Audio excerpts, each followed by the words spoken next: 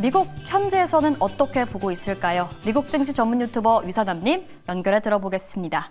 유사남님 안녕하세요. 네, 오늘 장은 어떻게 보고 계실까요?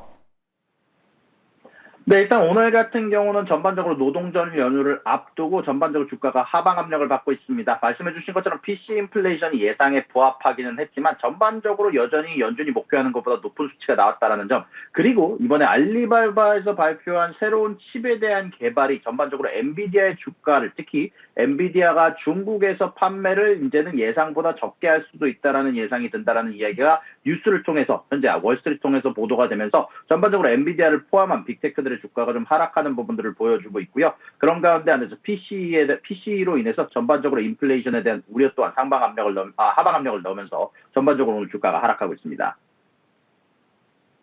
네, 헤드라인 내용들 짚어주셨는데요. 조금 더 자세한 이슈도 함께 부탁드리겠습니다.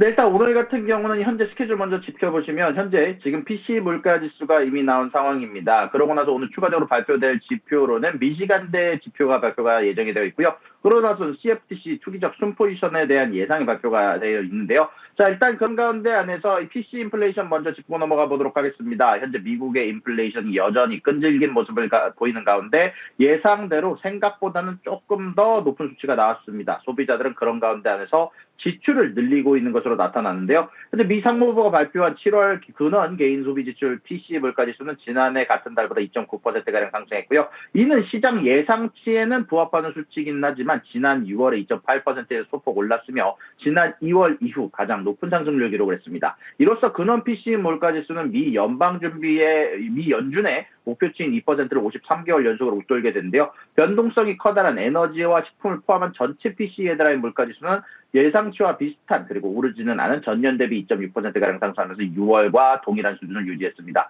전반적으로 유가가 큰 폭으로 생각보다 오르지 않았기 때문인데요. 이런 인플레이션은 상품 가격보다는 서비스 부분이 주도를 했습니다. 서비스 가격이 연간 3.6%가량 오르며 물가 상승을 이끈 반면 재화 가격은 0.5%가량 상승에 그쳤습니다. 특히 연준이 면밀히 주시하는 주거비를 제외한 핵심 서비스 물가 지수는 2월 이후 가장 큰 폭으로 오르면서 인플레이션 압력이 여전함을 보여줬고요. 이러한 물가 상승에도 불구하고 미국 소비자들의 씀씀이는 오히려 늘어났습니다. 7월 개인 소비 지출은 0.5%가량 증가하면서 6월보다 더 큰 폭으로 상승했습니다. 이는 노동 관련된 참여율이 줄어드는 가운데 안에서 임금과 급여 소득은 여전히 0.6%가량 급증하는 개인 소득이 꾸준히 증가한 데 따른 결과로 분석이 되고 있고요. 연준이 가장 선호하는 물가 지표인 PC가 여전히 높게 나오면서 9월 통화 정책과 그리고 앞으로의 통화 정책 결정을 앞둔 연준의 고심이 깊어질 것으로 보이고 있습니다. 다만 이런 끈질긴 인플레이션 데이터에도 불구하고 시장은 여전히 연준이 다음 달 회의에서 고용시장 둔화 등을 이유로 0.25%의 금리 인하를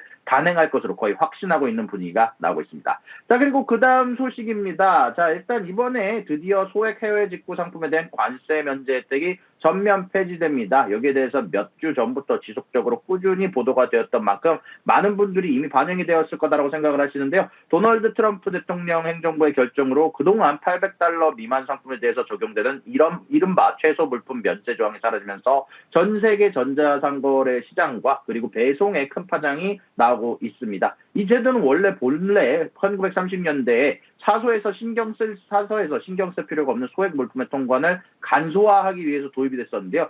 최근 10년간 면세 혜택을 받는 소포의 양이 600%나 폭증하면서 지난해에만 14억 개에 달했고, 이 중 4분의 3 이상이 쉬인이나 테무, 알리바바 같은 중국계 전자상거래 기업들을 통해 중국에서 발송된 것으로 추정되다 보니까 이런 부분들에 대응하기 위해서 트럼프 행정부는 이러한 상황이 미국 내 현재 소상공인의 경쟁력을 저해하고 펜타닐과 같은 불법 약물이나 강제노동으로 생산된 제품이 무분별하게 유입되는 통로가 될 수 있다라면서 이런 부분들에 대응하기 위해서 현재 이런 제도는 원래는 할머니가 $80 장난감 소포를 보내기 위한 것이 거대 중국 기업이 매일 수만 개의 $12짜리 티셔츠를 보낸 것이 아니다라고 지적을 하면서 현재 이 법안에 대해서 옹호를 했는데요. 현재 제도 폐지에 따른 혼란은 이미 시작됐습니다. 전 세계 20여 개국의 우편 당국이 새로운 통관 절차와 서류 요건에 대해서 미 관세 국경 보호청의 안내가 불분명하다는 이유를 미국행 소포를 잠정 중단한 상황이고요. 해외에서 물건을 주문한 소비자들은 당분간 심각한 배송 지연이나 주문 취소를 겪을 수 있다는 얘기가 나오고 있고요. 다만 이번 조치로 미국 정부는 막대한 세수를 확보할 전망입니다. 향후 10년간 235억 달러가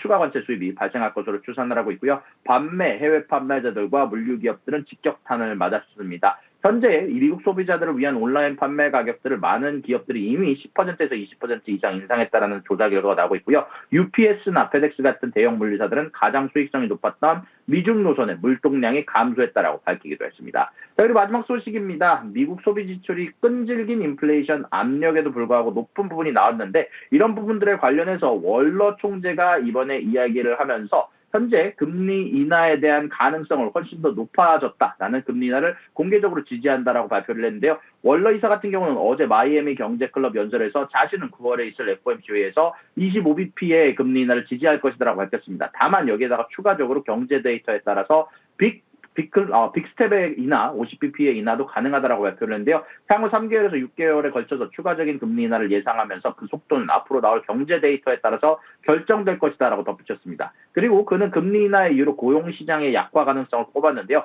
근원 인플레가 여전히 목표치인 2%에 가깝고 그리고 고용시장이 바람직하지 않은 방향으로 약화될 가능성이 커진 상황이다. 적절한 위험 관리를 위해서 지금 정책 금리를 인하해야 된다고 주장을 했고요. 그리고 트럼프 대통령이 관세 정책을 지속적으로 진행하고 있는데 이로 인해서 유발되는 물가 상승에 대해서 연준이 이를 일시적인 현상으로 보고 넘겨야 된다고 강조를 하면서 질의응답에서 자신을 다시 인플레이션 일시적 팀이라고 지적하면서 관세로 인한 인플레이션 압력이 오래가지 않을 거라는 견해를 분명히 했습니다. 여기에다가 추가적으로 리사 쿡 연준 이사에 대해서는 현재 변호사와 법원의 손에 달린 문제라면서 즉답을 피하는 부분들이 나왔고요. 다음 주에 발표될 고용보고서 경제에 상당한 약화를 시사를 할 경우 다시 말씀드렸던 것처럼 50bp의 인하도 가능하다고 한 만큼 오늘 주식시장에서는 환호할 만한 소식으로 보이고 있습니다. 여기까지 미국 경제 유튜버 유산남이었습니다.